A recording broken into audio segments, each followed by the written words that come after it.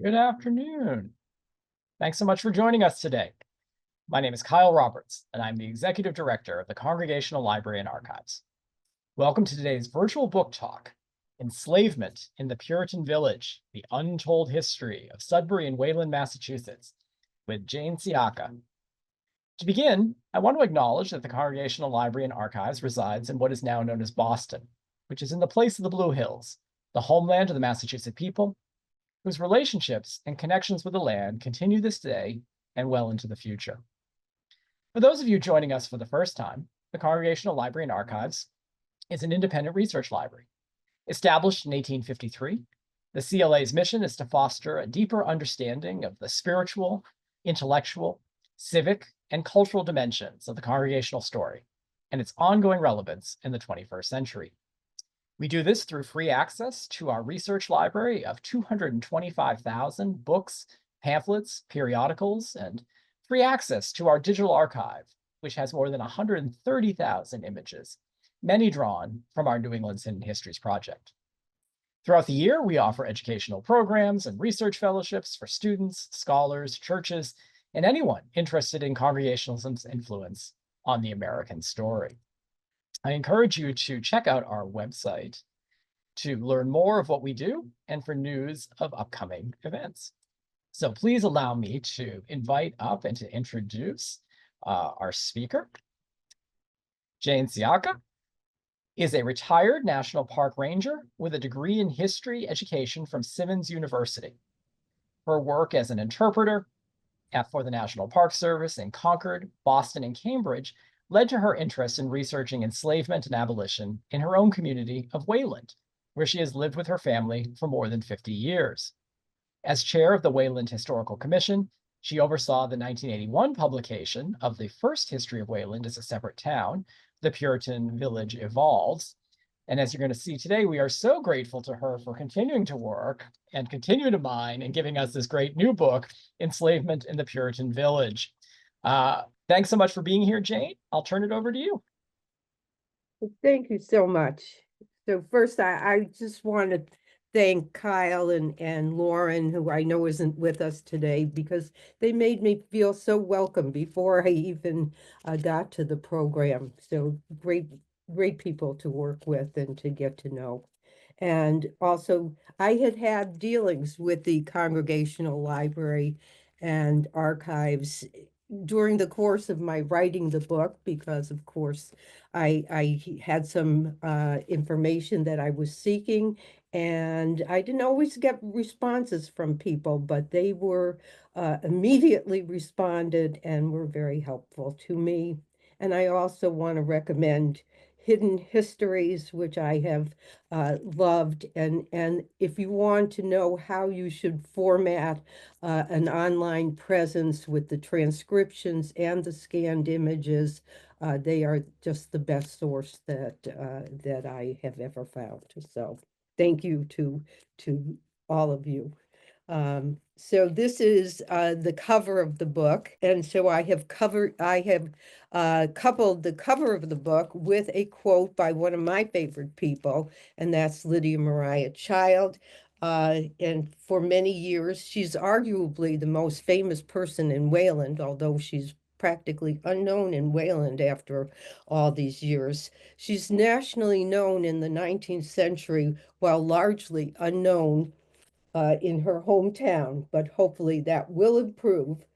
She has been elected to the National Women's Hall of Fame in Seneca Falls, New York, and is one of the few white faces at the National Museum of African American History and Culture in Washington, D.C.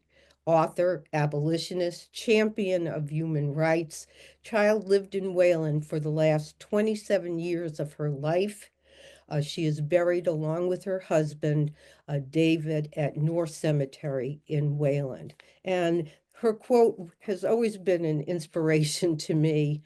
While we bestow our earnest disapprobation on the system of slavery, let us not flatter ourselves that we are in reality any better than our brethren in the South. Thanks to our soil and climate and the early exertions of the Quakers, the form of slavery does not exist among us, but the very spirit of the hateful and mischievous thing is here in all its strength. So this quote comes from Child's groundbreaking work called An Appeal in Favor of That Class of Americans Called Africans, in which she addressed not just slavery, but prejudice toward people of color. And although by 1833, Massachusetts claimed no enslaved persons or enslavers, Child did not have to look far into the past to uncover them right where she lived. The second slide is going to show uh, slave chains circa the 1600s and the first incident in the book. I will read you a passage of the first story from the book, which very much is in keeping with seeing those chains. So it is perhaps fitting that the first documentation of an enslaved person in colonial Sudbury is a record of unspeakable horror. It serves as a poignant reminder that all enslaved persons were subject to the will and whim of a master, regardless of the circumstances. Some were luckier than others, at least in regard to physical torment. In Sex in Middlesex, which sounds like a fun book, but there is some very serious research in it, author Roger Thompson combed the Middlesex County court records in the 1600s and the 1700s to discover this despicable act by Benjamin Crane of Sudbury toward his, and this is in quotes, as he calls it, his Negro boy in 1665. And at the trial, and here I'll quote, Thompson, witnesses described the boy wearing a gear of wire, presumably a kind of muzzle, and a chain hobbling his feet. He had been heard screaming, oh Lord, from a distance of a quarter of a mile off, and he had many stripe wounds, some raw, some healed or partly healed." And back to the book. Contrary to what a modern reader might expect, the complaint was not brought by the Negro boy or those who witnessed his tattered back, but by Benjamin Crane, who had suffered from multiple attempts by his young slave to run away. At the trial, the constable who had witnessed the scars left by Crane's cruelty, testified that he had reproved the boy for his untoward carriage to his master and returned the boy to Crane, as the law required. As the constable retreated, he heard the boy's screams from the next beating.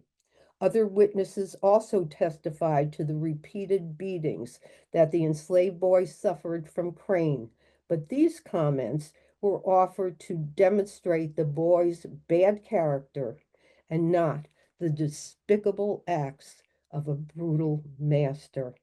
And this is just one of the stories that surfaced when researching colonial Sudbury. And now to orient you, because I know that people come from all over, so the next slide kind of shows you where colonial Sudbury is located, which is a western suburb of Boston near Framingham. And that's the red triangle. And so this was one town, but I'll talk and explain in the next slide. I will show you what colonial Sudbury looked like. So this was done by the Wayland GIS coordinator to show what colonial Sudbury looked like. And it is, the west side is today Sudbury, the east side is today Wayland, and the river that's running on both of them is one river, so they should be smushed together. But so in 1638, the town was settled. And I'm going to call it Colonial Sudbury, but I'm talking about what are two modern towns today. It was incorporated in 1639.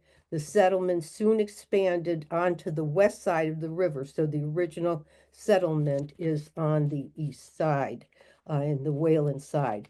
And one town it remained from 1639 until 1780, when it divided largely along the river, which had long posed an impediment to traveling from one side to the other. Uh, and at various times of the year, of course, it was almost impossible to travel from one side of the river. The map represents the time period in the 1720s when there were two parishes. They finally got to build a meeting house on the west side, and there were two ministers as well, one on each side of the river, which reduced some of the conflicts. However, town meetings actually were on both sides of the river. They alternated between sides of the river, and the selectmen and all town officials were governed the entire town. So that is, and so I will call it Colonial Sudbury, and I mean the two towns that are today Sudbury and Wayland. So that explains what is Colonial Sudbury, and now explain why the book is entitled Enslavement in the Puritan Village. So then in 1964, the Pulitzer Prize in History was given to Sumner Chilton Powell for his book, which was called Puritan Village. In it, he detailed the formation of one town as a model for the formation of many New England towns. And as he explained in the introduction, one town well documented in relation to its specific origins can serve as a representative study for most New England towns until further investigation takes place. And he continued, the term well documented, however, in the age of intense analysis is a romantic one. It would be fairer to admit that one can, at best, find fragments of legal records and then make reasonable assumptions about the growth of any community, leaving many vital questions involving motivations and feelings unanswered. Most early townsmen were far too busy to sit back each evening and write journals or diaries. So we are, uh, hindered by that. So this is still true today, and there are many places in my book where I have to leave many vital questions unanswered. So the town he chose to make the Puritan village was Colonial Sudbury, and because of the richness of their early records, it was indeed well documented. His book is different from mine. I didn't win the Pulitzer Prize, so there's a major difference in that it details the formation of a New England town in its earliest years, so basically the period 1640 to 1660, and also examines the places in England where the founders originated. Mine has a somewhat later focus, but it should be noted that even in the Revolutionary War period, the inhabitants of colonial Sudbury were the descendants of Anglo-Saxon immigrants. A number of them descended from the original inhabitants of Sudbury Plantation. There is no mention of enslaved persons of African descent in the original Puritan village. However, detailed records and even occasional letters and journals continued to be produced and retained long after the period Powell wrote about, and these records confirm the presence of enslaved persons in town. And like most people who grew up and were educated in the North, I never learned about the existence of slavery in places where I lived.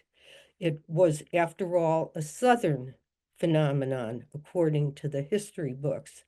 And so I lived blissfully unaware of its existence in the North, in New England, and in the places where I lived and or worked. Until, that is, I started working in Concord in 1986. And then I learned the truth. Required reading for docents. I first worked at the Old Manse, was The Minutemen and Their World by Professor Robert Gross, written for the bicentennial in 1975. He wrote about the existence of enslaved persons in Concord at the start of the American Revolution. Even men who stood up for their rights as Englishmen on April 19th, 1775 at the North Bridge in Concord or on Lexington Green were depriving others of their freedom. And so I learned about enslaved persons who lived in Concord at the start of the American Revolution. After becoming a historical interpretive park ranger at Minuteman National Historical Park in 1990, I learned even more. At some point, I saw a book for sale, and I think that's the next slide, at the Northbridge Visitor Center, republished by a vanity press and for a paperback quite expensive. But I bought it, and it was Lorenzo Green's The Negro in Colonial New England, first published in 1942 by a Black professor of history at Lincoln University in Missouri. It is not an overstatement to say that that book changed my life. I think that I'm on my third copy of it. I've worn the others out. Also drawn to stories of people overlooked in traditional history books, it opened a new world to me. I had to know more. How could I have not known about something that happened where I lived and worked that I had considered vital to my understanding of the world that is and was?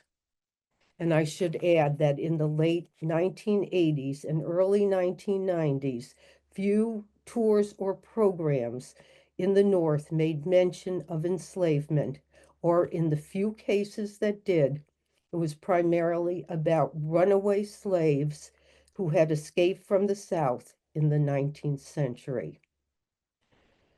Reeling from my new acquaintance with the existence of enslavement in the North, gleaned from Professor Green's book, I still had little understanding of its magnitude and meaning. Certainly had not happened in Wayland, where I had already lived in 20 years, now over 50 years, or I would have heard of it. And not just what we know today is Wayland, as I said, but now we're talking about all of modern Sudbury as well.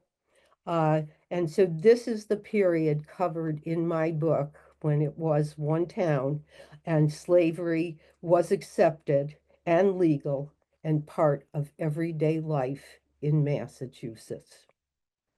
And I should have known before I did. Hudson's History of Sudbury, first published in 1889, for example, devotes one page out of over 600 pages to servants, by which the author meant slaves, never used the word, but it did not register. I now know that servants was the preferred term used by the Puritans for all those who served, including slaves. Even the ministers were servants of God. So it is an unsettling experience to think about slavery in the town one lives in. It must be processed mentally and emotionally, if it is processed at all. I had studied enough history to want to process it, even though I firmly believed still, when I first started to think about it, that I would find nothing at all in local records. I started to read all the history books I could find that focused on enslavement in the North and New England, and in particular, in New England in particular. No published histories included Colonial Sudbury in their list of communities that had been studied, even though I discovered that there was ample evidence in existing documents that slavery existed in Sudbury. Perhaps it was the nearness to Concord. This is my take on this, founded along the same river 3 years earlier, that made it less appealing to scholars. And by the way, at least one enslaved man had ties to that community, as the stories of enslavement in Sudbury go beyond the borders of one town. So when I retired in 2017, I looked at all the information I had gathered over at least 20 years and tried to figure out what to do with it. Um, I now had many references of enslaved people in colonial Sudbury, and I had this all compiled in a notebook, and I had saved all the hard copies in those days of the materials that I had. But even better, now I had time to add to my research after I retired. I could pursue stories that I had only noted before. My 25 years of research spanned a revolution in technology, from microfilm to digital scanned images, from in-person appointments at research facilities and archives, uh, to uh, to the instant gratification of requests for information sent right to my email inbox. I could read out of print books through Internet Archive and Google Books, and I was very grateful to my young granddaughters, college-age granddaughters, for helping me with some of the technology. During the pandemic, online resources became my main source of information.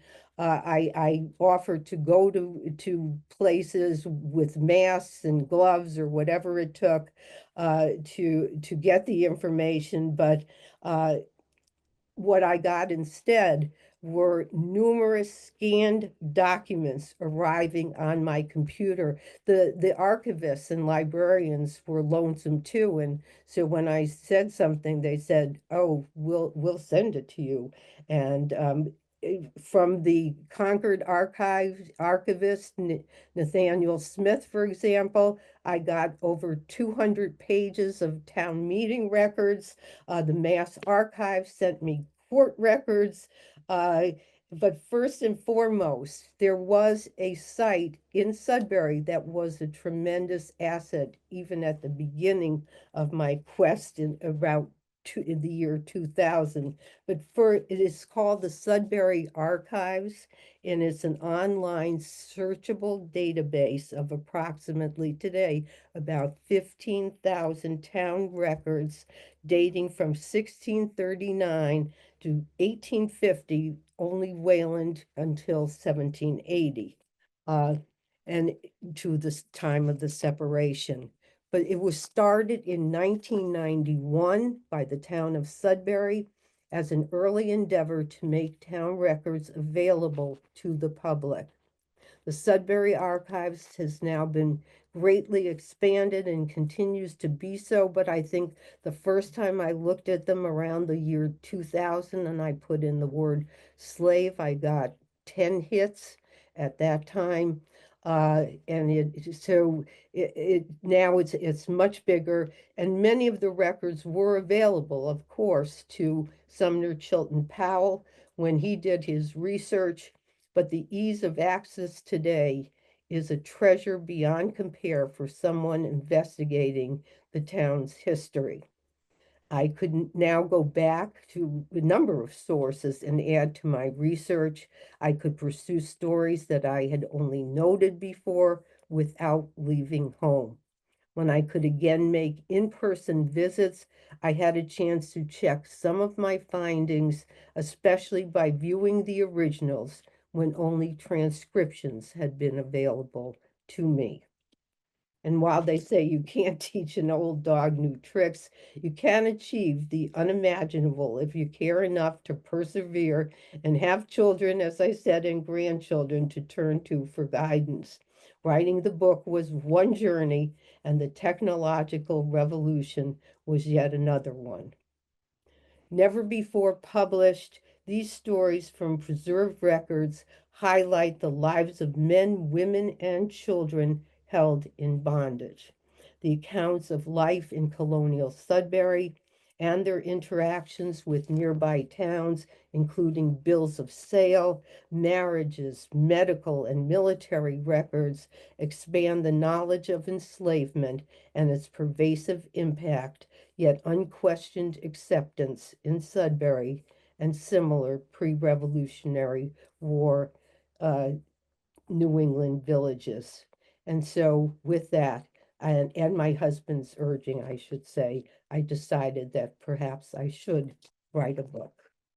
So the book consists of several sections, with the most satisfying, of course, being the stories that can be told, at least with some insight into the lives of enslaved persons and their masters.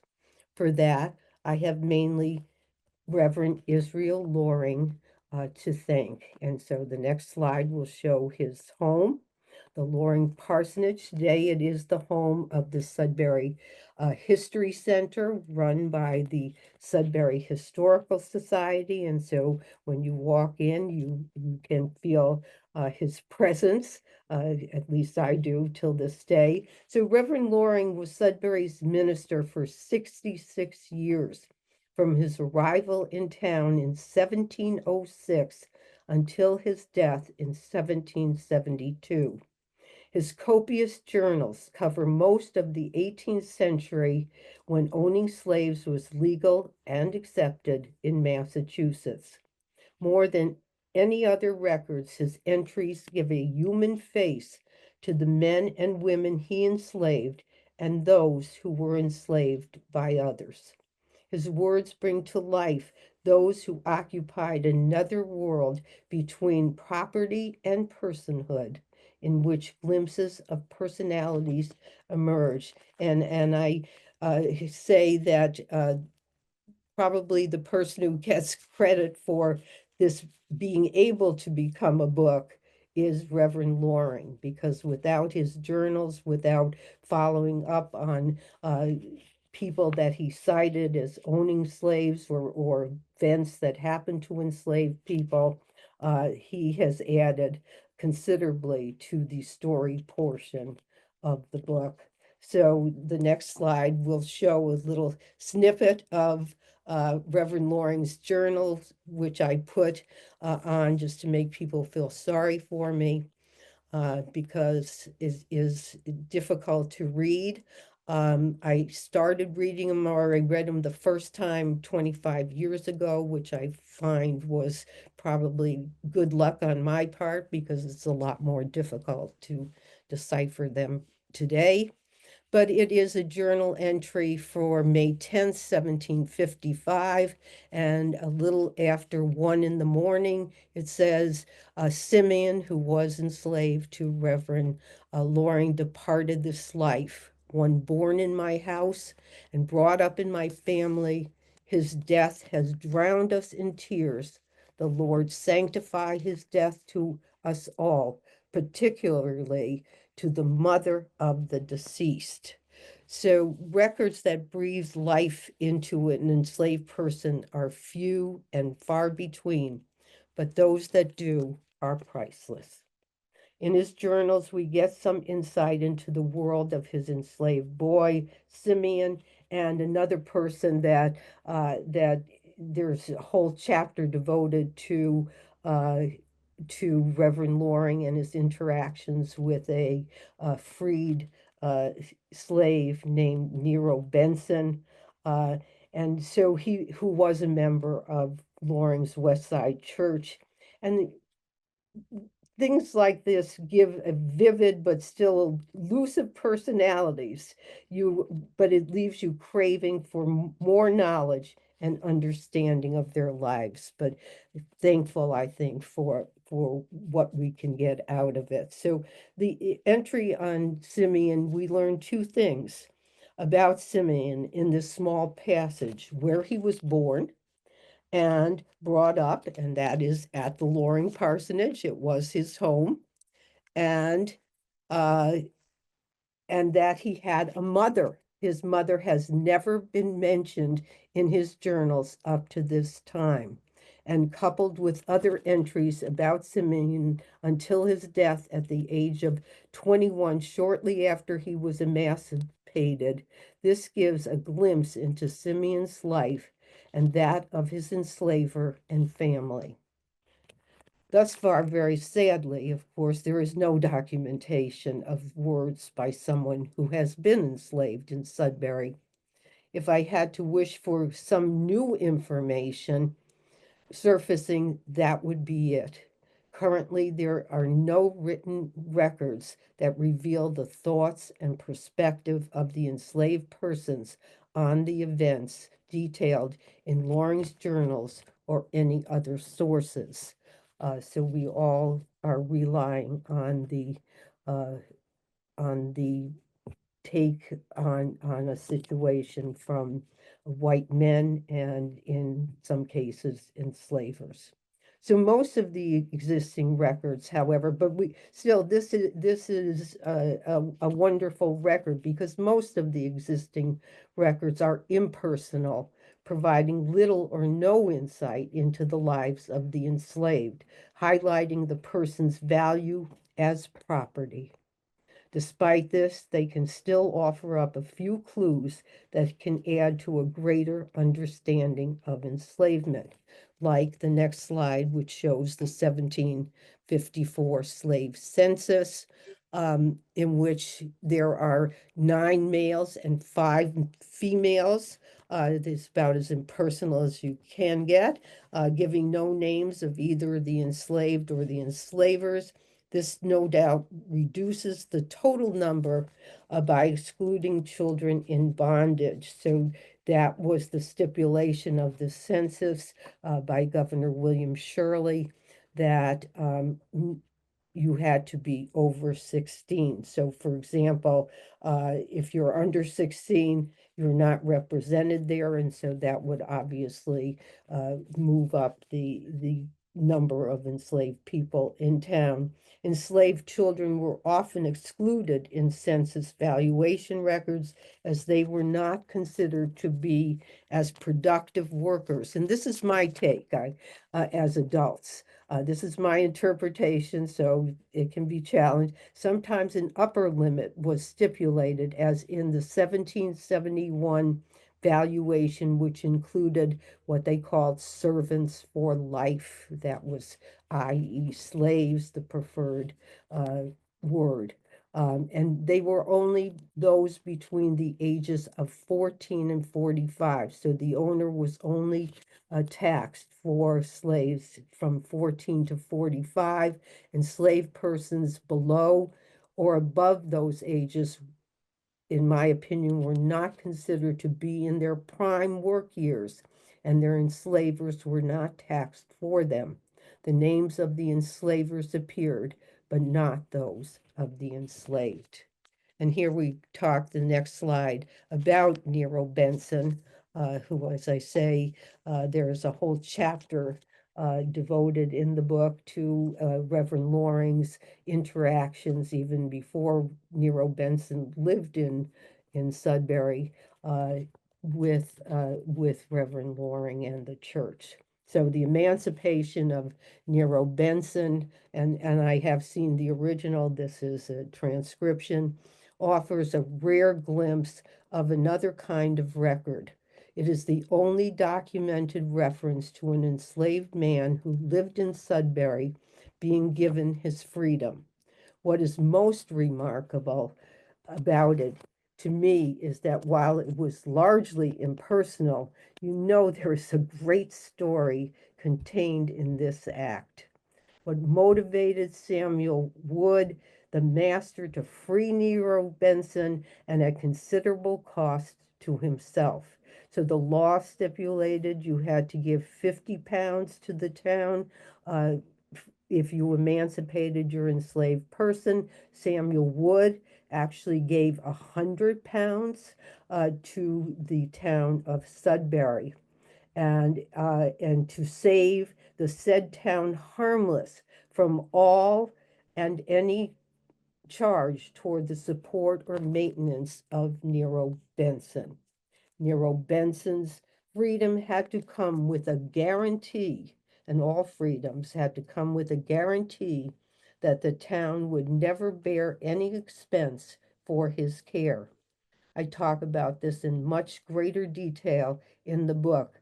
Equally intriguing are the qualities that Nero Benson possessed that led to his freedom, especially since Samuel Wood had at least one other slave. So there's just a, you just know there is something very special and unique about Benz, and their family is probably one of the more well-known in this area, the Benson family.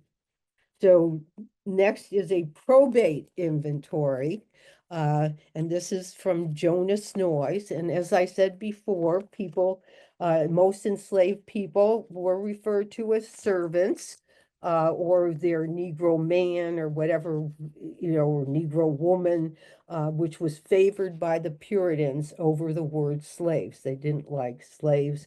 This poses difficulties to the modern researcher in determining status. When a value is assigned, as it is in this inventory, there is no doubt that that person was enslaved. So he was Cato. Here he is. Cato was worth 53 pounds, 6 shillings and 8 pence. And that was the same price. We also have the bill of sale of Father John Noyes' two son Jonas, and he was worth the same amount. But this is when you're talking about property, value, you are talking about an enslaved person. There is just no other way to look at it. And probate records are just a wonderful place to find enslaved people. And usually the enslaved person was listed. There was a pecking order with household goods and whatever.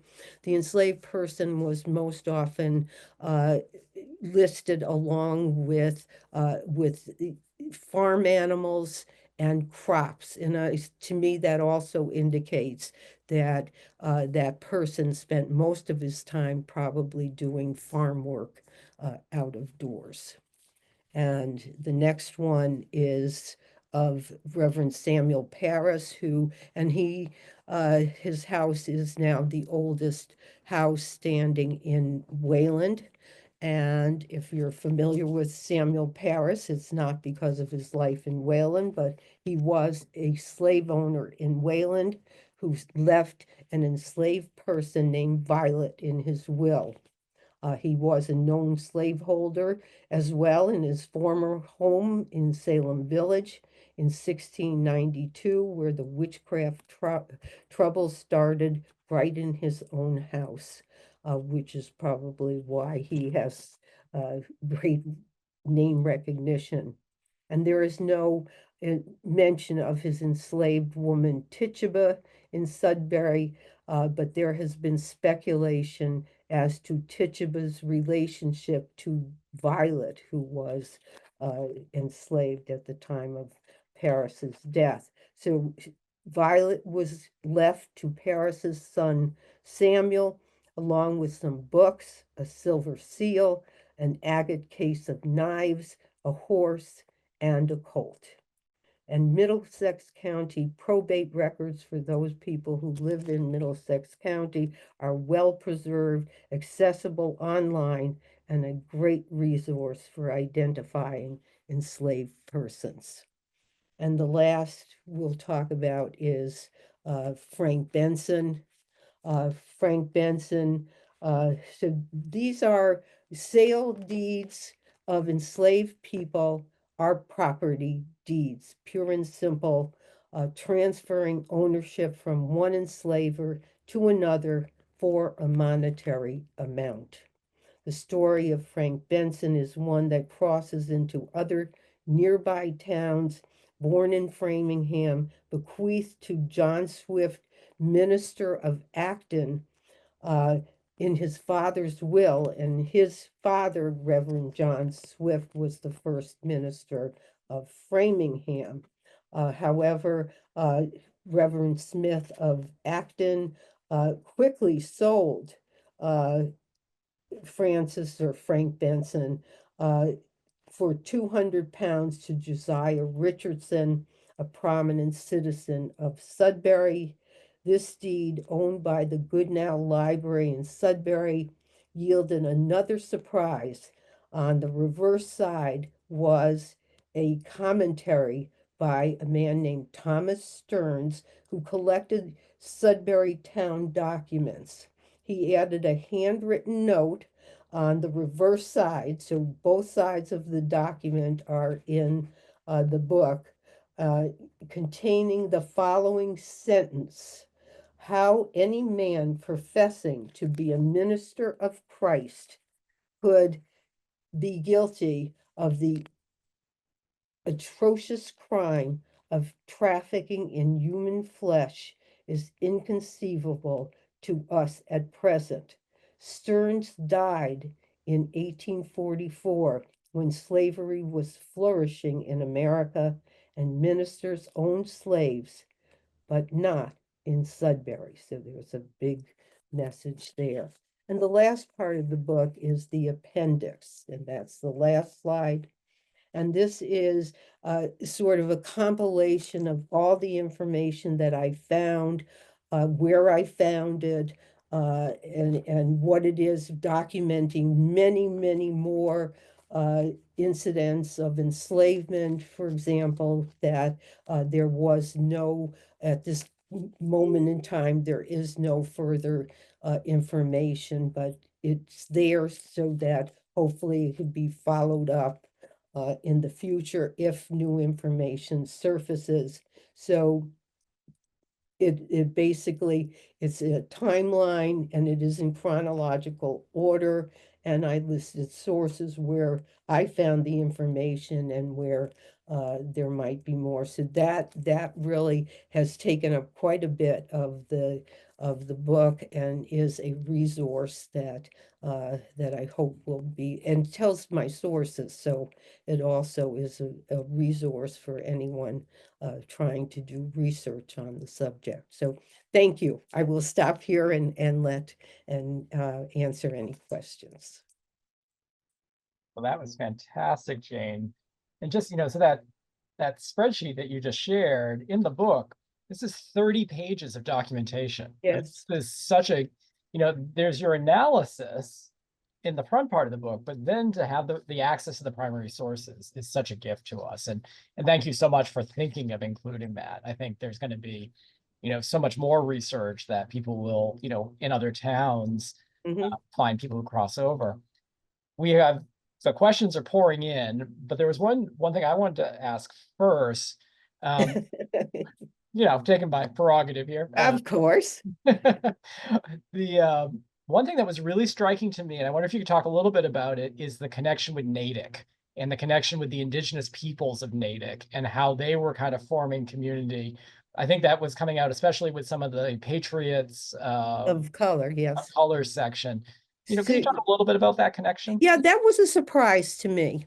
Because I had worked in Concord for so many years. So when I thought of interactions of enslaved people, I was thinking of more like Concord. But there was, and I wish it could be, and I did go through your Natick records, which were wonderful, but I wanted to see more of a connection between, but they were both, disenfranchised peoples. And so what happened if an enslaved man married an indigenous woman, that child was free.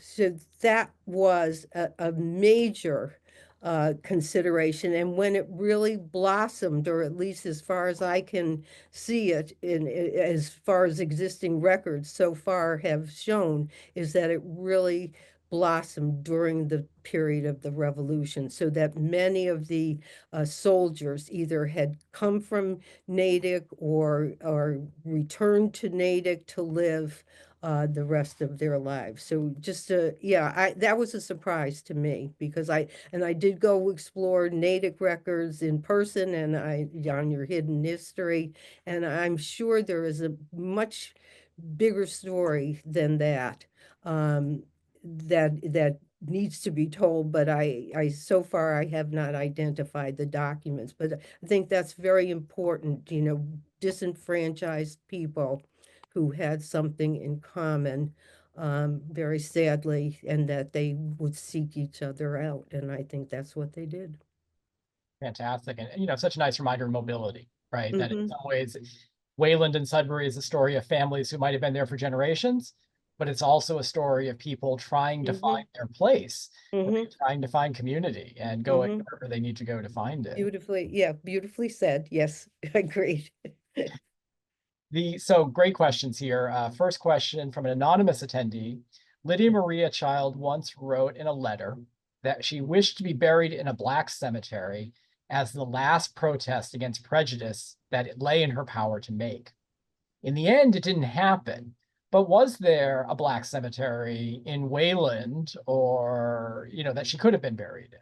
So that's a wonderful question, because all the enslaved people in today's Sudbury, and we know there were numerous enslaved people in Sudbury and Wayland.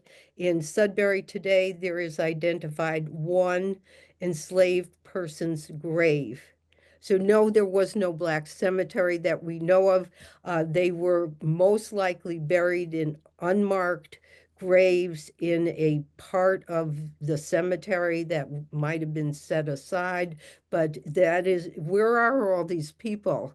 And so in Wayland, there are two former slaves that are buried there. But by and large, I know I just talked to someone in Lincoln, said there's one identified enslaved person that's buried in Lincoln. Weston, I think they came up with no people.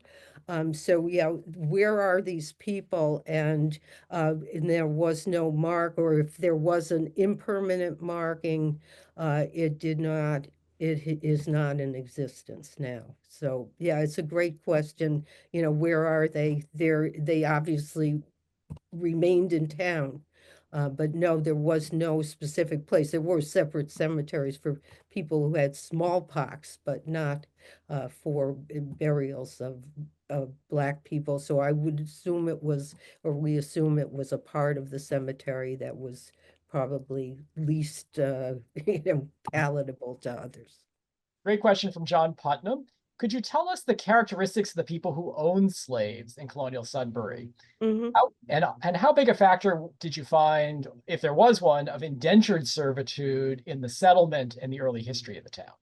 So that was something that Powell didn't cover very much, and it wouldn't shock me in the least to hear that there were even indigenous slaves, but there's no mention of it. One of the people that did look over my work is really quite the expert on indigenous people in this area, and was there ever, can we document any indigenous person that was enslaved in Sudbury? And the answer is, at this point, no, we cannot do that. So I just don't know. I think there's more of a story to that, but nobody told it. Another book to write. That's great. It's not my book, it's this other. You're very generous to let somebody else write the book. Well, he's put a lot of time and energy in it. So Rita Skog asks, or kind of shares, comments, while cleaning out church records, we found ministerial records showing enslaved peoples being left to their families in their wills. This was during the late 1600s. Hmm. No town or church histories mentioned these enslaved people. Of course. just one or two references to the number of Black people in the town, a Hmm. one liner or a sentence. Reed is a member of the First Congregational Church of Fairfield, Connecticut. Okay, I was going to ask where she's from. Okay. Although honestly, probably very similar from any of the churches, right? Hmm. This is not just an isolated phenomenon. Um, so Rita writes that we publicly recognize the individuals owned by our ministers and have entered their names in our memorial garden. Hmm. Your presentation fleshes out something about the lives of those living in our community.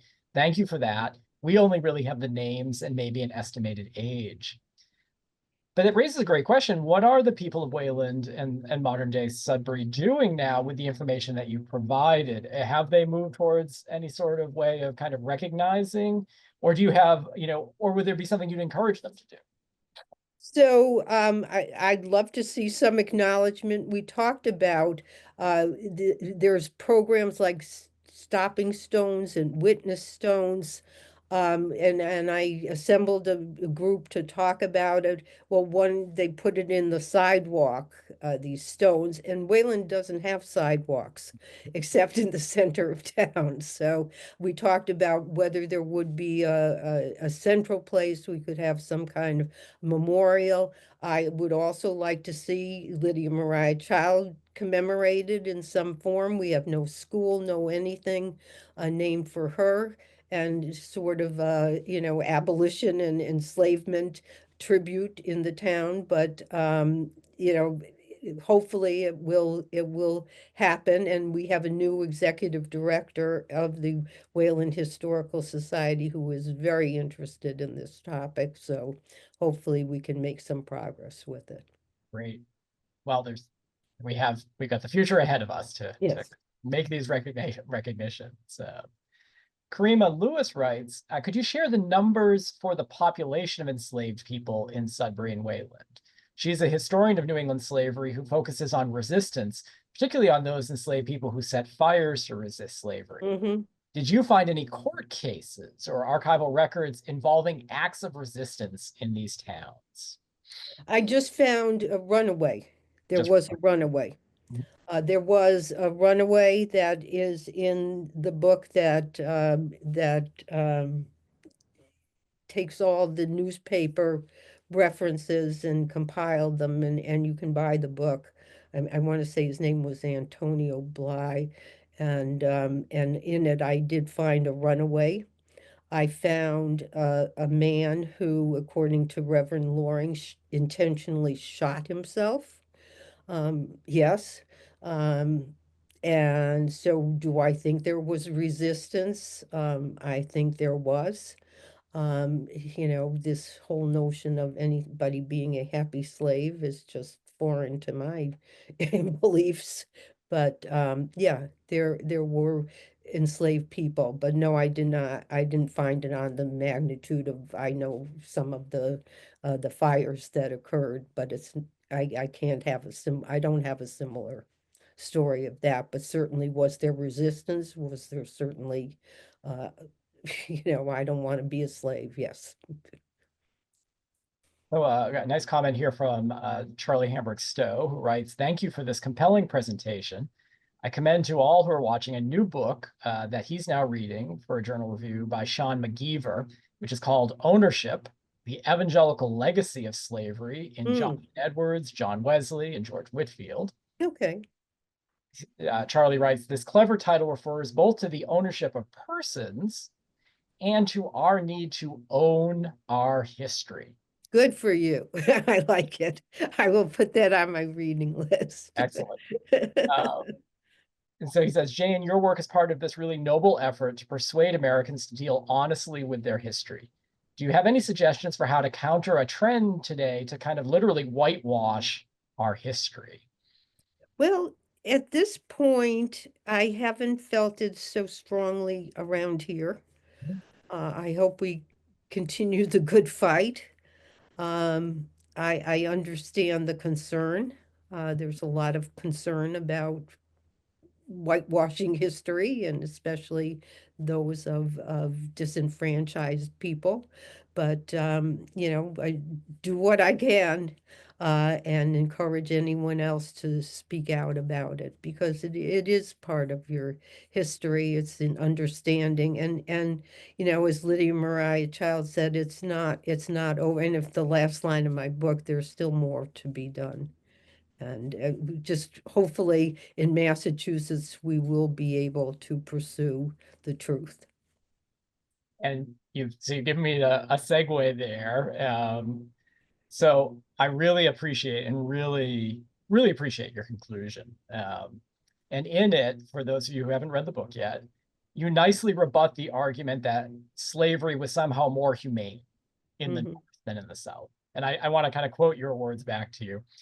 You write, no enslaved person could live with a family of his or her choosing, or have the freedom to make his or her own decisions.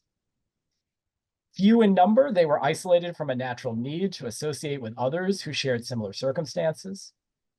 In addition, being recognized as a person, but classed as an animal or piece of furniture for tax purposes or in probate records, can only be construed as enforcing and perpetuating fundamental inequality. To watch a child sold away, or to be sold away from a child, or to have your child left behind, or be denied the right to live with a spouse, is dehumanizing. This is such a straightforward and powerful way of letting us know about the basic denial of humanity to the enslaved. Why is it so difficult for people to grasp this? I don't know, but I was very happy that History Press did see that, because there is judgment on slavery definitely in the book, although I was told by people who first read it that to tone it down a bit. Oh, Uh, wow.